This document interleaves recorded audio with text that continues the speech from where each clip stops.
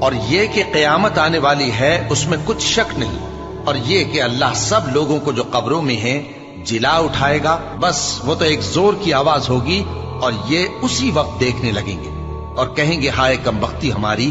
یہی جزا کا دن ہے۔ کہا جائے گا کہ ہاں وہی فیصلے کا دن جس کو تم جھوٹ سمجھتے تھے۔ فرشتوں کو حکم ہوگا جو لوگ ظلم کرتے تھے ان کو اور ان کے ہم جنسوں کو اور جن کو وہ پوجا کرتے تھے سب کو جمع کر لو، یعنی جن کو اللہ کے سوا پوجا کرتے تھے،